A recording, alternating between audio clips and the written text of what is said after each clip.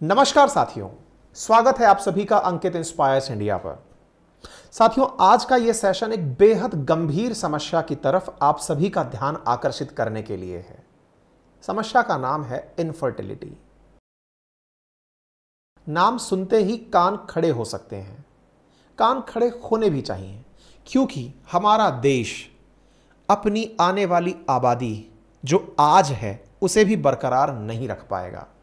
आज आप में से सुन रहे सेशन श्रोतागण, आपके परिवार का कोई सदस्य हो सकता है कि बांझपन का शिकार हो सकता है कि वो अपनी इस परेशानी को किसी को ना कह पा रहा हो। लेकिन हां, इस सेशन को सुनने के बाद अगर आप समझते हैं कि आप उसकी परेशानियां समझ गए हैं तो जरूर उन्हें आज के सेशन में दी जा रही एडवाइस पास करिएगा। साथियों, आज से कुछ दिन पहले मैंने एक सेशन किया था जिसमें बताया था कि देश में लगातार वाई क्रोमोसोम घटता जा रहा है। वाई क्रोमोसोम जनरली लिंग निर्धारण में XX और XY क्रोमोसोम्स की चर्चा की जाती है। XY क्रोमोसोम मेल को बनाने में काम आता है, XX क्रोमोसोम फीमेल को बनाने के काम में आता है। क्रोमोसोम्स का घटना एक चर्चा का विषय है जिससे कि भविष्य में पुरुषों की आबादी घट सकती है। लेकिन हमारे देश में बच्चे ही ना होना ये एक बहुत बड़ी प्रॉब्लम बनती जा रही है। कई बार तो ऐसा है कि हमारे देश में बहुत सी फिल्म विकी डॉनर, शुभमंगल सावधान, डॉक्टर अरोड़ा, गुड न्यूज ऐसी फिल्में बनती हैं जो बहुत लाइट नोट पर किसी और तरफ हमारा ध्यान आकर्षित करती हैं, लेकिन कोई भी इनफर्टिलिटी की बात ही नहीं कर रहा। आपको लगता होगा कि इनफर्टिलिटी कोई बड़ा मुद्दा नहीं है, चलिए मान लेते हैं। तो फिर एक बात बताओ कि ये दीवारों पर लगे हुए नीम हकीम उस्मानियों के विज्ञापन क्यों आते हैं? ये जो बंगाली बाबा हैं, हकीम हैं, झोला छाप हैं, ये इनफर्टिलिटी को लेकर इतना विज्ञापन क्यों करते हैं? अच्छा, आप लोगों के पास इनफर्टिलिटी को लेकर जोक्स क्यों आते हैं? हमारे न्यूज़पेपर के साथ वो जो एक ब्लैक एंड व्हाइट कई बार पंपलेट आता है कि अगर परेशान हैं तो आकर मिलें, इंशाअल्लाह अगर खुदा ने चाहा तो किसी को खून के आंसू नहीं रोने दूंगा। विज्ञापन देखें क्यों आते हैं भाई? और ये आजकल गोल्डन कैप्सूल वगैरह जैसी डिमांड क्यों बढ़ रही है? चलो, हो सकता है कि आपको ये बातें ऐसी लग रही हैं, पता नहीं सर, आप किसी गांव देहात में रहते होंगे, आप तो शहर में रहते होंगे ना। आपसे पूछ लेता हूं, आपके शहर में एक समय था जब रोड और नुक्कड़ चौराहे पर आपको बार्बर की शॉप दिखा करती थी। आज फोकस करना, जिस तरह से बार्बर की शॉप है ना, कई बड़े शहरों में तो इस हिसाब से IVF क्लिनिक खुल गए हैं। मैं जिस जगह रहता हूं वहां सड़क पर हर 500 मीटर पर एक IVF क्लिनिक है। मैं किसी शहर या कॉलोनी को बदनाम करने के लिए नहीं कह रहा हूं, यह बहुत डार्क रियलिटी है। और जिन्हें नहीं पता कि इन IVF क्लिनिक्स में क्या होता है, आसान भाषा में जान लो, डिमांड एंड सप्लाई है।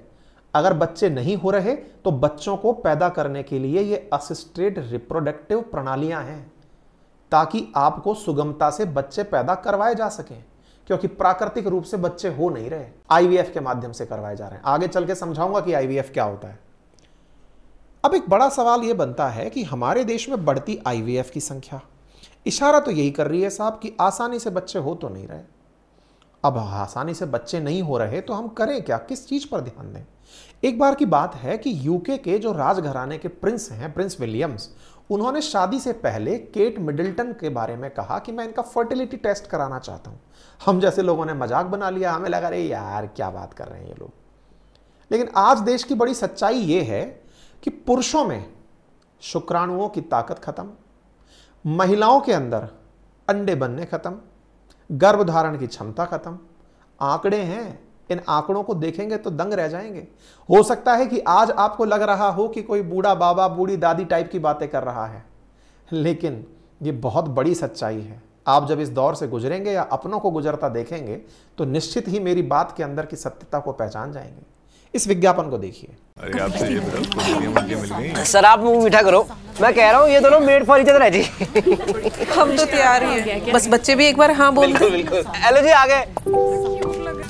तू जल्दी ना मैनू परदादी बना दे बस। परपोते परपोतियां तो होते रहेंगे चाहे जी, आप फटाफट से टेस्ट करवाओ और डेट फिक्स करो। टेस्ट मतलब? शादी के इतने साल हो गए, खुशखबरी कब दे रहे हो? बच्चा क्यों नहीं हो रहा? बच्चा कब करोगे? आपको लगता है कि यार शादी होते ही ये दूसरे दिन बच्चा बच्चा चिल्लाने लग जाते हैं। बड़े ही दकियानूसी विचारों के लोग हैं यार ये। खुशखबरी सुनाने के लिए घर की दादी अम्माएं बुआएं ये सब परेशान करने लगती हैं। हम कह रहे होते हैं जब तक हमें प्रमोशन नहीं मिल जाएगा, फाइनेंशियल स्टेबिलिटी नहीं आ जाएगी, जब तक मेरी जॉब के अंदर स्थिरता नहीं आ जाएगी, मैं बच्चा नहीं करूंगा। शुरुआत में तो आप ऐसे डिफेंड कर रहे होते हैं जैसे कि बच्चा आपके लिए नहीं, घर वालों की जरूरत है और आप उनको देख करके कृतार्थ करने वाले हैं। लेकिन जब आपको पता चलता है कि असुरक्षित प्रकार से लगातार 1 साल से गर्भधारण के तमाम प्रयास के बावजूद भी आपने बच्चा कंसीव नहीं किया, तो इसे ही आप इनफर्टिलिटी कहते हैं। आज के ज़माने में डिंक कल्चर चल रहा है, ड्रिंक नहीं, dink, double income no kids. आप में से कई बहुत सारे प्रोग्रेसिव थॉट के लोग होंगे जो आज इस वीडियो को सुन रहे होंगे। अरे सर, इतने सारे बच्चे हैं, हमारे देश में इतनी आबादी है। मेरा ये सेशन उन लोगों के लिए है ही नहीं जो इस थॉट के साथ जी रहे हैं कि हमें तो बच्चा ही नहीं करना। अच्छी बात है, देश में ना जाने कितने ऐसे बच्चे हैं जो अनाथ हैं, उन्हें आप जैसे माँ बापों की ज़रूरत है, उन्हें लीजिए। मेरा सेशन उन लोगों के लिए है जो बच्चा चाहते हैं लेकिन नहीं हो रहा है। हमारे देश की बढ़िया आबादी है जो इस कल्चर में जाना चाहती है कि हम किसी बच्चे को गोद ले लेंगे। बड़ी आबादी है। 2011 के सेंसस में ये बड़ा नंबर निकल करके आया था कि परिवार के अंदर, शहर और गांव के अंदर बहुत से लोग ऐसे हैं जो बच्चे चाहते ही नहीं हैं। बढ़िया बात है, ये तो देश के लिए बहुत प्रोग्रेसिव थॉट है। लेकिन साहब, जो चाह रहे हैं उनके बच्चा नहीं हो रहा है। मतलब रिप्रोडक्टिव एज में 12 महीने तक रेगुलर अनप्रोटेक्टेड यौन संबंध बनाने के बावजूद भी गर्भधारण करने में अनसक्सेसफुल रह रहे हैं। और महिलाओं की एज अगर 35 से ऊपर निकल गई तो 6 महीने तक भी अनप्रोटेक्टेड यौन संबंध बनाने के बाद बच्चे नहीं हो रहे हैं। इसी को आप अनफर्टिलिटी का शिकार मानते हैं। आंकड़ों के साथ बात करता हूं। दुनिया भर में 15% जोड़े ऐसे हैं जो वैश्विक स्तर पर इनफर्टिलिटी का शिकार है। 60 से लेकर 80 मिलियन, मतलब 6 से लेकर 8 करोड़ इनफर्टाइल कपल इस दुनिया में हैं। और उनमें से 1.5 से 2 करोड़ इनफर्टाइल कपल, यानी कि इस कुल आबादी का 25% हमारे देश में है। जहां दुनिया की हम 1/5 आबादी रखते हैं, वहां दुनिया की 1/4 आबादी हमारे यहां इनफर्टाइल है, यानी बच्चा चाह रहे हैं, साहब हो नहीं रहा। सोसाइटी ऑफ असिस्टेड रिप्रोडक्शन के अनुसार भारत में पुरुषों और महिलाओं समेत 27.5 मिलियन लोग इनफर्टिलिटी का शिकार हैं। अलग अलग आंकड़े हैं। शब्दों में से कहें तो हर 15 भारतीयों में से एक इनफर्टिलिटी का शिकार है। वहीं शहरों में यह समस्या इतनी आम है कि हर 6 में से एक जोड़ा इनफर्टाइल है। नेशनल फैमिली हेल्थ सर्वे के आंकड़ों के आधार पर तो PLOS 1 जनरल में प्रकाशित एक रिपोर्ट में पाया गया कि इंडियन कपल्स में सेकेंडरी इनफर्टिलिटी भी बढ़ी है। अब ये सेकेंडरी इनफर्टिलिटी क्या होती है? पहली बार बच्चा किया तब तो हो गया, दूसरी बार बच्चा नहीं हुआ। और ये आंकड़े बड़े डराने वाले हैं। 90s के दशक में जो परसेंटेज 19.5% रहा करता था, वो वर्ष 2000 के बाद बढ़कर के 28.6% हो गया भाई साहब। मतलब पहली बार बच्चा कंसीव किया, दूसरी बार करने में दिक्कत आई हर 5वें कपल को, और अब हर तीसरे कपल को दिक्कत आ रही है, दूसरा बच्चा नहीं हो पा रहा है। इसे सेकेंडरी इनफर्टिलिटी कहते हैं। बार बार दिमाग में आ रहा होगा कि इसका कोई सॉल्यूशन भी है कि बातें ही हैं। बात करेंगे हम ही जिम्मेदार हैं, और जब हम जिम्मेदार हैं तो इसका समाधान भी हम ही खोजेंगे। लेकिन चर्चा तो बनती है भाई, और जब चर्चा बनती है तो WHO के आंकड़े भी समझ लो। WHO ने 2023 में अपनी तरफ से कहा कि दुनिया भर में से 6 में से 1 व्यक्ति इनफर्टिलिटी से गुजर रहा है। इनफर्टिलिटी की व्यापकता लगातार दुनिया में 16% के आसपास बढ़ रही है, और भारत के अंदर तो मैंने बता ही दिया, हर चौथा कपल जो इनफर्टाइल है दुनिया में, उसका हर चौथा कपल भारत में है। इसको एक और आंकड़े से समझते हैं कि क्या फर्क पड़ेगा अगर हमारे देश में इतने इनफर्टाइल लोग होते हैं तो। देखो, आज हमारे देश की आबादी 140 करोड़ के आसपास बताई जाती है। 140 करोड़ ही आने वाले सालों में रहे। हमारे देश में हर औसतन 10 साल के अंदर जनगणना कराई जाती है। तो 10 साल में जब जनगणना कराई जाती है, आज 140 करोड़ है, अब हो सकता है 2024 के अंदर सेंसस करा लिया जाए। टेक्निकली 21 में होना था, कोरोना के कारण नहीं हो पाया, फिर 31 में होगा, 41 में होगा। जनसंख्या के आंकड़े तब निकल के आते हैं। पता चलता है कि आज जो हमारी आबादी है, अगर इतनी ही आबादी देश को आगे रखनी है बरकरार, हमको तो लगता है कि देश की आबादी लगातार बढ़ रही है, पहले 121 हुआ करते थे, अब 140 हो गए, आगे बढ़ेंगे तो जाने कहाँ तक चले जाएंगे, लगातार इतनी बढ़ जाएगी एकदम हम ब्लास्ट ही हो जाएंगे, देश से बाहर लटकने लगेंगे लोग, अरे भाई साहब इतने कहाँ से आ गए, रेलवे ट्रेन की तरह हो जाएगा। नहीं हो रहा ऐसा, हम एक बहुत बड़ी चिंता की तरफ बढ़ रहे हैं। कहते हैं कि अगर हमारे देश में TFR यानी हर कपल टोटल फर्टिलिटी रेट 2.1% रखे, 2.1 का मतलब यह है कि एक कपल 2.1 बच्चा पैदा करे, यानी कि 100 लोग हैं 110 बच्चा पैदा कर लें, यानी कि 100 कपल हैं 110 बच्चा यानी कि 210 बच्चा पैदा कर लें। टेक्निकली 2 लोगों के ऊपर 2.1 बच्चा हो, तब जाकर हम ये मान सकते हैं कि आने वाले समय में हमारी जो पीढ़ियां हैं वो रिटेन कर जाएंगी, हम जितने हैं उतने ही रह जाएंगे। लेकिन हो क्या रहा है, हमारी टोटल फर्टिलिटी रेट 2.1 से नीचे आ रही है, कितनी आ गई 1.9, यानी कि 200 लोगों पर 190 लोग पैदा हो रहे हैं। तो फिर क्या करें? और तो और हाँ, जो थोड़े से भी डेवलप हो चुके हैं और विकसित राज्य हैं हमारे, जैसे कि दक्षिण भारत की अक्सर हम बात करते हैं, वहां तो ये नंबर 1.6 के आसपास पहुंच गया। आपको जानकर आश्चर्य होगा कि 2050 तक ये नंबर हमारे देश में 1.29% रह जाएगा, यानी कि 200 लोग हैं जो बच्चे चाहते हैं कि भाई कम से कम 2 बच्चे तो हों हमारे, यानी कि 200 पे 200 तो बने रहें, उनको 120 ही बच्चे मिलेंगे। 1.29 के आसपास आंकड़ा आ रहा है 2050 तक। सोच लो क्या होने वाला है।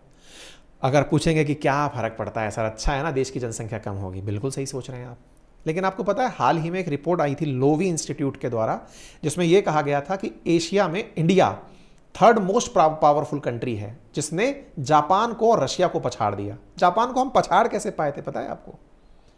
फ्यूचर में हम उनसे ज्यादा आगे होंगे, इसको कहते हुए ऑस्ट्रेलिया के लोवी इंस्टीट्यूट ने हमें ताकतवर बताया था और कहा था कि जापान वाले लोगों के पास तो बुजुर्गों को संभालने के लिए लोग ही नहीं हैं, उनकी जो आबादी है वो घट रही है, जो बुजुर्ग हैं उन्हें संभालेगा कौन? भाई साहब, जिस तेजी से हम लोग बढ़ रहे हैं, हमारी TF घट रही है, हमारी डिविडेंड जो पॉपुलेशन के अंदर है, वो कार्यशील जो यूथ है वो फिलहाल बढ़ता हुआ दिख रहा है, लेकिन आने वाले समय के अंदर जब ये घटने लगेगा और बुजुर्ग बढ़ने लगेंगे तो आपकी हालत जापान से भी बुरी हो जाएगी। आबादी बहुत है ना, बुजुर्गों को संभालने के लिए जब आप और हम बुजुर्ग होंगे तो हमें संभालने के लिए इस परिवार के अंदर, समाज के अंदर लोगों का होना जरूरी है। यानी इनफर्टिलिटी की इस भयावहता को हम समझें तो बेहतर है। बोले सर ये तो बाबाओं वाली बात कर रहे हो आप, चलो कोई बात नहीं, इस आंकड़े को और एक तरीके से समझाता हूं। पॉलिसी के लिए, इंश्योरेंस पॉलिसी के लिए policybazaar.com की वेबसाइट का एक सर्वे है। उस सर्वे में पता चला कि इंक्लूसिव मैटरनिटी कवरेज, मतलब कि भाई हमको इस तरह की पॉलिसी दो जिसमें माता पिता बनने का पैसा भी पॉलिसी देने वाली कंपनी दे। क्यों? क्योंकि साहब बच्चा पैदा करना अब एक महंगा अफेयर हो गया है। पहले जहां नेचुरली बच्चे कंसीव किए जाते थे, अब हमें आवश्यकता हो गई है सहायक तकनीकों की, और उन सहायक तकनीकों में IVF बहुत ऊपर है, और IVF का खर्चा कम नहीं है। IVF किसी में जानकारी जुटाओगे तो पता चलेगा सर 1 लाख से 1.5 लाख में फर्स्ट राउंड हो जाएगा। निकलते निकलते पता चलता है कि औसतन आप 4 से 5 लाख रुपए के अंडर में आ गए। इतना पैसा खर्च करना पड़ेगा, इसके लिए जरूरी है पहले इंश्योरेंस करा लो। policybazaar.com कहता है कि 80% वृद्धि देखी गई है इंश्योरेंस खरीदने वालों में, जो ये चाहते हैं कि हमारा बच्चा पैदा करने का खर्चा भी आप ही कवर कर लो, भले ही हमसे प्रीमियम ले लो, क्योंकि उन्हें पता है कि साहब दिक्कत आएगी। सुन लिया ना लोगों से। 25 से 35 साल के आयु वर्ग के लोगों में 91.2% वृद्धि देखी गई है पॉलिसी खरीदने में। मतलब अब तो इस बात को मानेंगे कि ये चीज छुपी नहीं है। हमारे देश के अंदर जो ये असिस्टेड रिप्रोडक्टिव टेक्नोलॉजीज हैं, ART टेक्नोलॉजीज, जिनमें IVF, ICSI यानी कि इंट्रासाइटोप्लाज्मिक स्पर्म इंजेक्शन, PGD, ये तमाम या डोनर असिस्टेंस प्रकार की चीजों में बहुत तेजी से इजाफा देखा गया है। ग्लोबल डेटा की रिपोर्ट भी मानो तो भारत के अंदर जो ART तकनीक से होने वाली गतिविधियां हैं, इनकी संख्या 2,10,753 थी 2022 में। 2030 तक लगभग 3 गुना बढ़ जाएंगी। आप अंदाजा लगाइए कि 2022 में 2.5 लाख लोगों ने IVF करवाया है। इंडिया के अंदर IVF को सनराइज मार्केट माना गया है, यानी कि ऐसा मार्केट जो उगता हुआ मार्केट है, इसमें पैसा ही पैसा है, क्योंकि इनफर्टाइल लोग होने वाले हैं। इससे अंदाजा लगाओ कि 2020 में जहां $753 मिलियन का मार्केट था आईवीएफ का, उसे अंतरराष्ट्रीय स्तर पर 2030 तक $3.7 बिलियन का माना गया है। यानी कि डॉक्टर्स आपके बच्चे पैदा कराने के पैसे कमाएंगे आईवीएफ के माध्यम से। अब तो समझ में आ गया होगा कि ये कितनी जबरदस्त चीज है। आप ऐसे समझो कि भारत में जो सैरोगेसी मार्केट है ना, सैरोगेसी का मतलब जो माता बच्चा पैदा करना चाह रही है उसके तो हो नहीं रहा गर्भधारण, तो फिर उन्होंने किराए की कोख ली सैरोगेट मदर के माध्यम से। उसका मार्केट $2.3 बिलियन का हो रहा है। इनफर्टिलिटी लोगों के लिए फर्टिलिटी बिजनेस बन चुका है।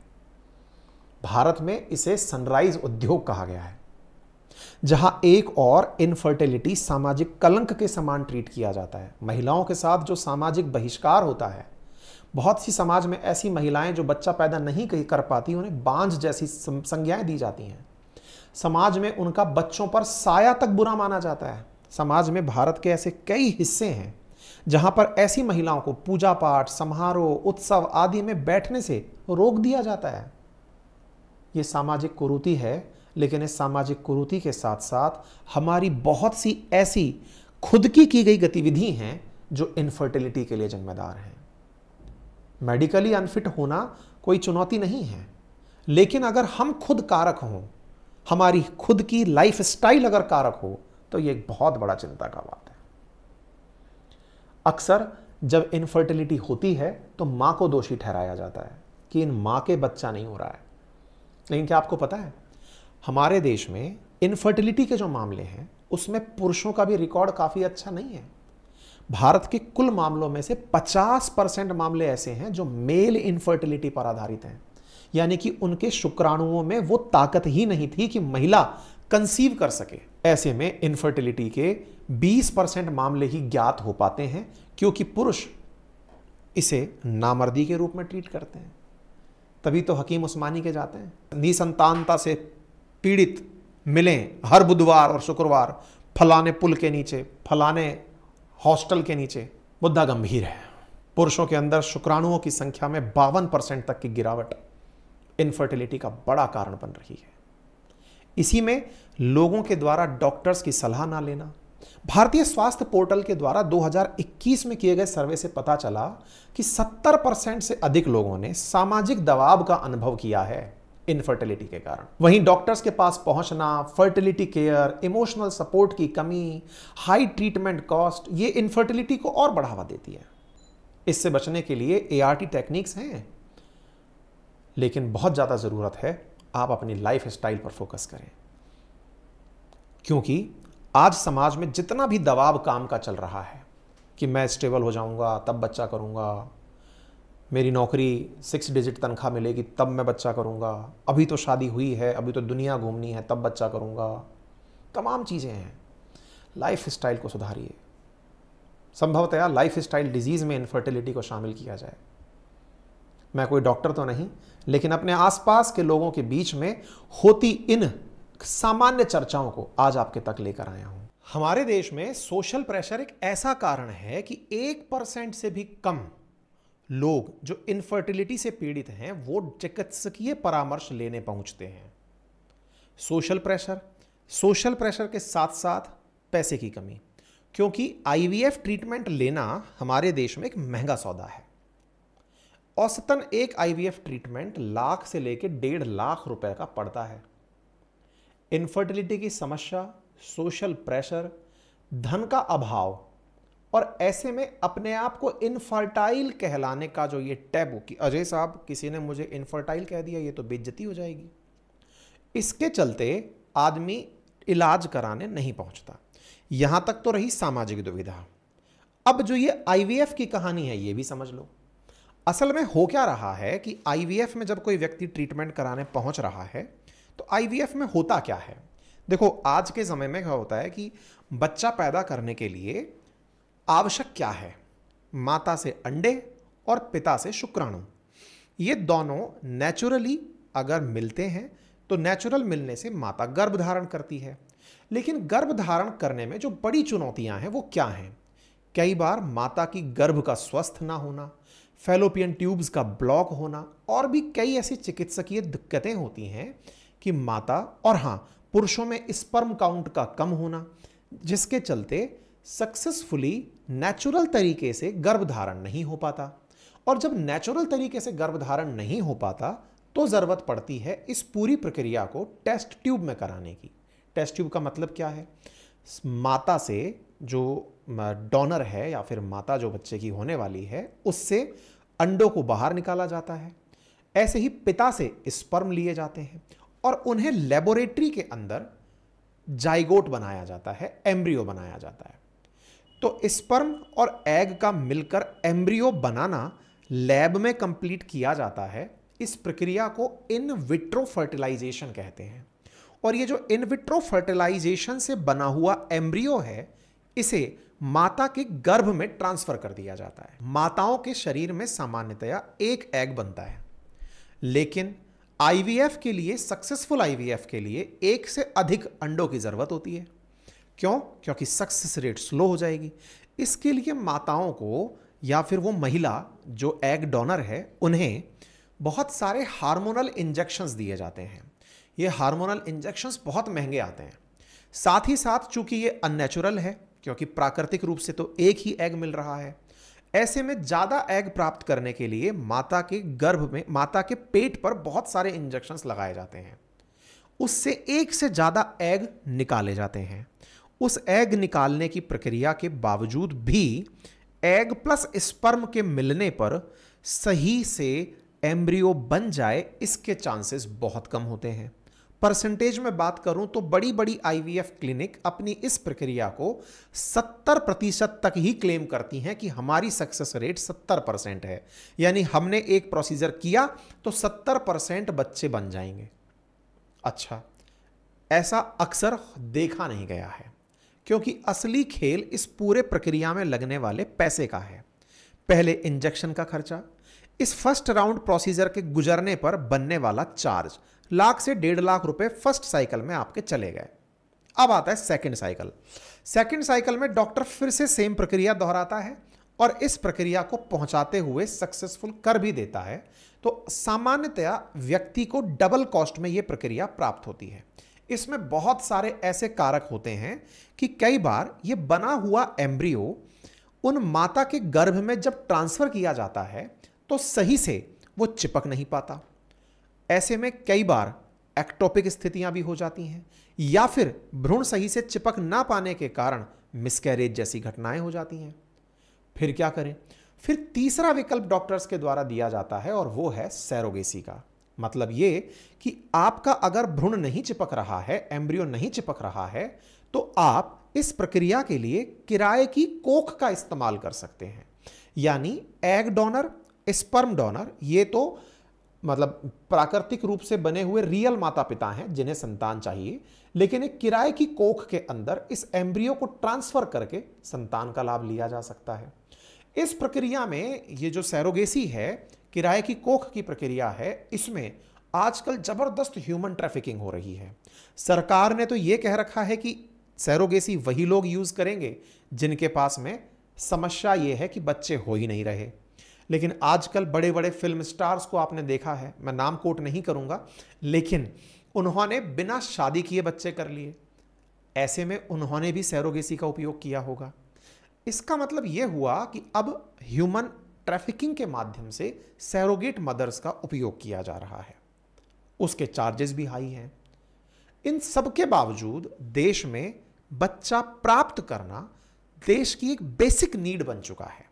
जहां मैंने आपको शुरुआत में टोटल फर्टिलिटी रेट के बारे में बताया कि हमारे देश में जितनी आबादी आज है, अगर उसी को बरकरार रखना है तो हमारे यहां पर 100 लोगों को मिलकर 210 बच्चे पैदा करने होंगे। अर्थात 2.1 टोटल फर्टिलिटी रेट अगर निकल कर आती है, तभी जाकर हमारे देश में आज की जो आबादी है वो मेंटेन रहेगी। बढ़ती हुई इस इनफर्टिलिटी के चलते 2.1 से यह नंबर लगातार नीचे गिरता जा रहा है। इस नीचे गिरते नंबर के कारण 2.1 का नंबर 1.9 तक आ गया है। यानी जितने लोग हैं उतने लोग आगे नहीं होंगे, यानी देश की जनसंख्या नीचे गिरेगी। मतलब जो अब हमारे जैसे लोग हैं जो भविष्य में बुजुर्ग बनेंगे, इनको संभालने के लिए लोग नहीं होंगे। यानी बुजुर्गों की संख्या बढ़ने वाली है और कार्यशील युवाओं की संख्या घटने वाली है। देश में इनफर्टिलिटी एक बड़ी समस्या है और इसके अगर प्रमुख कारणों पर गौर किया जाए तो आप जानेंगे कि सबसे बड़ा कारण इसका लाइफ स्टाइल है। लाइफ स्टाइल कैसे? आज इस भाग दौड़ की जिंदगी में आप और हम में से बहुत सारे लोग ना तो अपने खाने का शेड्यूल रखते हैं, ना सोने का शेड्यूल रखते हैं, ना फिजिकल एक्टिविटी का शेड्यूल रखते हैं। जॉब की अनसर्टेनिटी के चलते शादी की उम्र 30 साल तक पहुंचा दी गई है। 30 साल से अधिक एज में जब कोई बच्चे की प्लानिंग करता है तो इनफर्टिलिटी के चांसेस हाई हो जाते हैं। क्यों? क्योंकि 35 साल से ऊपर की महिलाओं में तो यह माना ही जाता है कि वो 6 महीने तक अगर अनप्रोटेक्टेड तरीके से गर्भ धारण करने का प्रयास भी करें तो भी उसके चांसेस बहुत कम हैं। हमारे देश के अंदर इस भाग दौड़ की जिंदगी, खान पान की कमी, बढ़ते हुए पॉल्यूशन और स्ट्रेस, साथ ही साथ नशे की चलती लतों में हमारे देश की युवा जो पीढ़ी है वो आने वाले समय में और भीषण तरीके से इस इनफर्टिलिटी की तरफ जा रही है। आवश्यकता है कि हमारे हाथ में जो है ना, उससे हम लोग इसे सुधार सकें। हाथ में क्या है? Healthy life style. क्या किया जा सकता है? अपने आप को स्वस्थ जीवन देने की कसम खा लें। आप सुबह नियमित रूप से ब्रह्म मुहूर्त में जगने का प्रयास करें ताकि आपके जीवन में जो बेहतरीन हार्मोन्स का सीक्रेशन है वो प्रॉपर तरीके से हो। दूसरा, आप अपने खाने में इस तरह के भोजनों का प्रयास करें जो जंक फूड श्रेणी में ना आते हों। नशे की लत से बचें। स्ट्रेस अपनी सीमा से अधिक ना लें। यू स्ट्रेस श्रेणी तक सही है स्ट्रेस, लेकिन अत्यधिक अगर आपने स्ट्रेस धारण कर लिया तो आपकी एफिशिएंसी और आपकी निजी जिंदगी दोनों ही प्रभावित होंगी। संभवतया इस लाइफ स्टाइल की वजह से पनप रहे इनफर्टिलिटी की दौर से आप अपने आप को और उन अपनों को जिनकी आप कद्र करते हैं निश्चित ही बचा लेंगे। इसी के साथ धन्यवाद।